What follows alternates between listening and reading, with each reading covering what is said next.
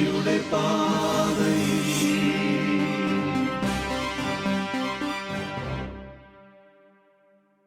ഈശോ മിശിഹായ്ക്ക് സ്തുതിയായിരിക്കട്ടെ. എല്ലാവരും ഒരുമിച്ച് സ്തുതി പറഞ്ഞോ ഈശോയ്ക്ക്? നിങ്ങളുടെ ഈ സമയമുണ്ടല്ലോ, ഈശോ നോക്കിയിരിക്കുന്ന ഒരു സമയമാണ്. എൻ്റെ കുഞ്ഞുമക്കളൊക്കെ ഒരുമിച്ച് വന്നിരുന്ന് എനിക്ക് സ്തുതി പറഞ്ഞ് എന്നെക്കുറിച്ച് പഠിക്കാൻ കാത്തിരിക്കുക. ഈശോയ്ക്ക് ഇഷ്ടമാണത്. ഈശോ നിയോഗിച്ച സമയമാണിത്.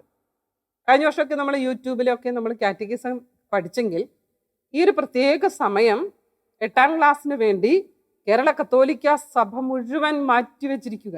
അപ്പം അതുകൊണ്ട് കുഞ്ഞുമക്കളൊക്കെ ഇത് പഠിക്കണം. ഈ ഒരു പ്രത്യേക സമയത്തിലേക്ക് ഈശോ നിങ്ങളെ കൊണ്ടുവന്നതാ. വിശുദ്ധ ഗ്രന്ഥത്തിൽ പറയുന്നുണ്ട്, എൻ്റെ പിതാവിനാൽ ആകർഷിതരാകാതെ ആർക്കും എൻ്റെ അടുത്ത് വരാൻ പറ്റില്ല. ഈശോ ആകർഷിച്ചിട്ടാണ് എൻ്റെ കുഞ്ഞുമക്കൾ വന്നിരിക്കുന്നത്. ആദ്യം വന്നിരിക്കുന്നവർക്ക് അത്ര ആകർഷണമുള്ളവരാണ്.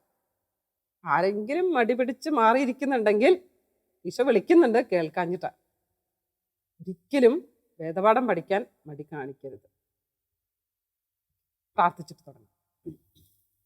ഏറ്റവും സ്നേഹനിധിയായ ഈശോയെ, അങ്ങ് ഞങ്ങളുടെ മധ്യത്തിലുണ്ടെന്ന് ഞങ്ങൾ വിശ്വസിക്കുന്നു. അങ്ങയുടെ സാന്നിധ്യം ഞങ്ങൾ ഏറ്റുപറയുന്നു. അങ്ങയുടെ പരിശുദ്ധ നാമത്തിന് ഞങ്ങൾ കൃതജ്ഞത അർപ്പിക്കുന്നു. ഈശോയെ, കുഞ്ഞുമക്കളുടെ അടുത്തേക്ക് അങ്ങ് വരണമേ. ഞങ്ങളുടെ കൂടെ വന്നിരുന്ന് ഞങ്ങൾക്ക് പഠിപ്പിച്ചു തരുമോ? ഞങ്ങൾ അങ്ങയെക്കുറിച്ച് പഠിച്ച് അങ്ങയുടെ ഏറ്റവും പ്രിയപ്പെട്ട മക്കളായി മാറട്ടെ. ഞങ്ങളെ അനുഗ്രഹിക്കണമേ. ആമേൻ. 11 പാഠം നമ്മൾ പഠിച്ചു കഴിഞ്ഞു. ഇനി 12ാമത്തെ പാഠത്തിലേക്കാണ് നമ്മൾ പോകുന്നത്. സഭയുടെ 4 സ്വഭാവ പ്രത്യേകതകളെക്കുറിച്ച് പൊതുവായിട്ട് ഞാൻ കഴിഞ്ഞ ക്ലാസ്സിൽ പറഞ്ഞു. അതിൽ ഏകമാണ് എന്നത് ആണ് കഴിഞ്ഞ അധ്യായത്തിൽ പഠിച്ചത്. ഇപ്പം നമ്മൾ പഠിക്കാൻ പോകുന്നത് പരിശുദ്ധമാണ്. ആ 4 സ്വഭാവങ്ങൾ ഒന്നും കൂടെ പറഞ്ഞേ. ഏകവും, പരിശുദ്ധവും, ശ്ലൈഹികവും, സാർവത്രികവും. ആവർത്തിച്ച് പറയണം. അപ്പോൾ കാറ്റഗിസം പഠിക്കാൻ നമുക്ക് ഒരു താല്പര്യമുണ്ട്. കാരണം ടെക്സ്റ്റിനെ കുറിച്ച് നമുക്ക് നല്ല അറിവുണ്ട്. ഏതൊക്കെ അധ്യായങ്ങളാണ്, എന്തൊക്കെയാണ്. സഭയെ വിട്ട് നമുക്കൊരു പരിപാടിയും ഇല്ല ഇക്കൊല്ലം. സഭയെക്കുറിച്ചാണ് നമ്മൾ പഠിക്കുന്നത്.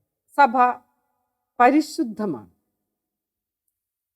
നമ്മളൊരു അധ്യായത്തിൽ പഠിച്ചില്ലേ, പ്രവാചക ജനം എന്ന് പറഞ്ഞപ്പോൾ ഒരു പ്രധാനപ്പെട്ട പ്രവാചകനെ കുറിച്ച് നമ്മൾ അവിടെ പഠിച്ചു. ഇവിടെ നമ്മൾ പഠിക്കാൻ പോകുന്നത് മറ്റൊരു പ്രവാചകന്റെ ജീവിതമാണ്. പ്രവാചകന്റെ പുസ്തകത്തിൽ എഴുതി വച്ചിരിക്കുന്ന ഒരു തിരുവചന ഭാഗമാണെന്ന് നമ്മൾ പഠിക്കാൻ പോകുന്നത്. നമുക്ക് പഠിക്കാം. വിശുദ്ധ ഗ്രന്ഥത്തില് ഏശയ്യ എന്ന് പറയുന്ന ഒരു പുസ്തകമുണ്ട്. പിതാവായ ദൈവം വിളിച്ച് ഇസ്രായേൽ മക്കളെ രക്ഷിക്കാൻ വേണ്ടി കൊണ്ടുവന്ന ഒരു പ്രധാനപ്പെട്ട പ്രവാചകനാണ് ഏശയ്യ. ഈശോയുടെ ജനനത്തെക്കുറിച്ചൊക്കെ ഒത്തിരി ഏശയ്യ പ്രവാചകന്റെ പ്രവചനങ്ങളിൽ കാണാം. ഈശോയുടെ സഹനത്തെക്കുറിച്ചുമുണ്ട്. പ്രധാനമായിട്ട് ഈശോയുടെ സഹനമാണ്, സഹനദാസൻ എന്നൊക്കെ. അപ്പം അതാണ് ഏശയ്യ പ്രവാചകന്റെ പുസ്തകം. ഒന്ന് മറിച്ച് നോക്കണേ. വിശുദ്ധ ഗ്രന്ഥം അടുത്തിരിപ്പുണ്ടോ? ഉണ്ട്. ഒന്ന് മറിച്ച് നോക്കണം പിന്നീട് കേട്ടോ. അവിടെ ഈ പരിശുദ്ധം എന്ന വാക്ക് ഇത്രയേറെ ആഴത്തില് ഏറ്റുപറയുന്ന, വെളിപ്പെടുത്തുന്ന വിശുദ്ധ ഗ്രന്ഥ ഭാഗമാണ് ഏശയ്യ പ്രവാചകന്റെ പുസ്തകം. ഏശയ്യ പ്രവാചകന്റെ പുസ്തകത്തില് ഏശയ്യ പ്രവാചകൻ തന്നെ പറഞ്ഞു വെക്കുന്നുണ്ട്, ഈ പ്രവാചകന് ഒരു ദർശനം കിട്ടുകയാണ്. ഒരു ദേവാലയം. ഈ ദേവാലയം മുഴുവൻ പ്രകാശത്താൽ നിറഞ്ഞു നിൽക്കുകയാണ്. ഒരു സിംഹാസനമുണ്ട്. ആ സിംഹാസനത്തിൽ ദൈവം ആസനസ്ഥനായിരിക്കുന്നു. സെറാഫുകൾ അവിടെയുണ്ട്. 6 ചിറകു വീതമുള്ള സെറാഫുകൾ. ഈ സെറാഫുകൾ ദൈവത്തിന് ഗീതം ആലപിച്ചു കൊണ്ടിരിക്കുന്നു. പരിശുദ്ധൻ, പരിശുദ്ധൻ, പരിശുദ്ധൻ എന്ന് നിരന്തരം ഉദ്ഘോഷിക്കുന്നു. ഇവരുടെ സ്തുതിപ്പ് കൊണ്ട് ആ ദേവാലയം മുഴുവൻ കുലുങ്ങുകയാണ്.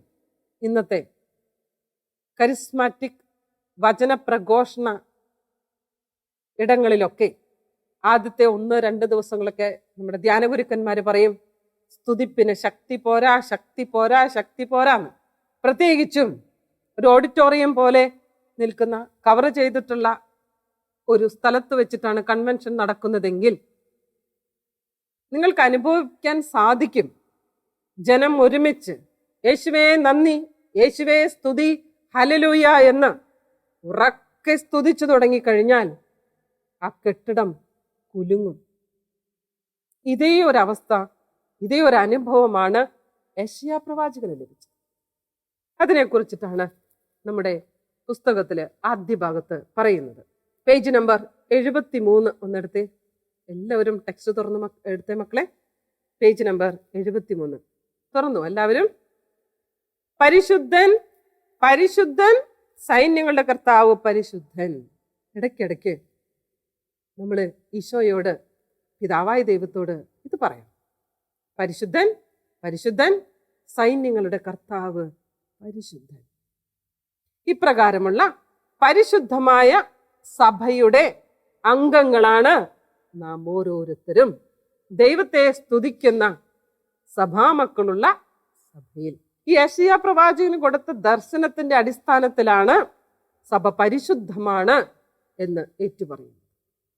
അത് പ്രവാചകനിലൂടെ പിതാവായി ദൈവം വെളിപ്പെടുത്തിയതാണ്. ടെക്സ്റ്റ് ബുക്കിൽ പറയുന്നുണ്ട്, പേജ് നമ്പർ 73 തന്നെ, ദൈവം പരിശുദ്ധനാണ്. ഈ പരിശുദ്ധിയിലേക്കാണ് ദൈവം നമ്മെയും വിളിച്ചിരിക്കുന്നത്.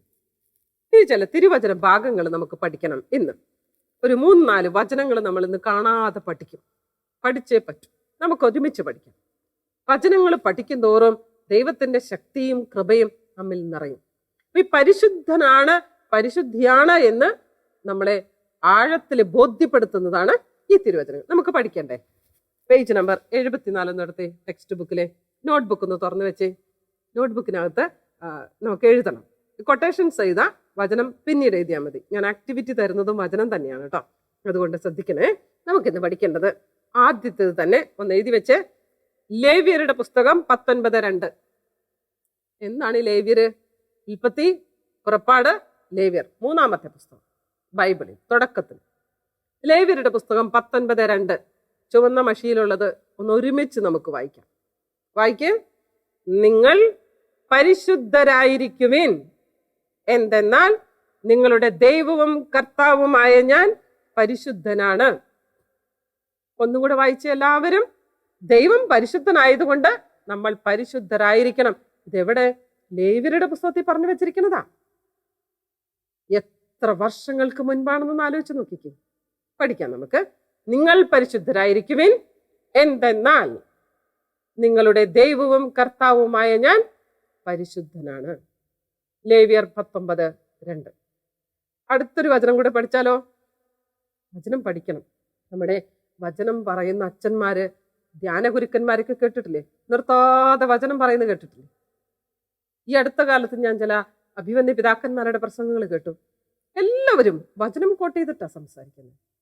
അതാണ് മറ്റു വാക്കുകൾ പറയുന്ന കഴിഞ്ഞും ശക്തിയുള്ളത് വചനത്തിന്. ബാക്കി കുറെ പറഞ്ഞിട്ട് കാര്യമില്ല. 2-ാമത്തെ വചനം, ആദ്യത്തേത് ലേവ്യർ 19:2. 2-ാമത്തെ വചനം 1 തെസ്സലോണിയൻസ് 4:7. വിശുദ്ധ പൗലോസ് ലീഹ തെസ്സലോണിക്കക്കാർക്ക് എഴുതിയ 2 ലേഖനങ്ങളിൽ ഒരെണ്ണമാണ് 1 തെസ്സലോ. അതന്നെ 1 തെസ്സലോണിക്കക്കാർക്ക് 2 തെസ്സലോണി എന്നൊക്കെ പറയാം. 2-ാമത്തെ ലേഖനം 1-ാമത്തെ ലേഖനം ഒക്കെ എന്നൊക്കെ. അതിനകത്ത് നമ്മൾ പറയുന്ന ഒരു വചനം നമുക്കൊരു താക്കീതാണ്, ഒരോർമ്മപ്പെടുത്തലാണ്. അശുദ്ധിയിലേക്കല്ല വിശുദ്ധിയിലേക്കാണ് ദൈവം വിളിച്ചിരിക്കുന്നത്.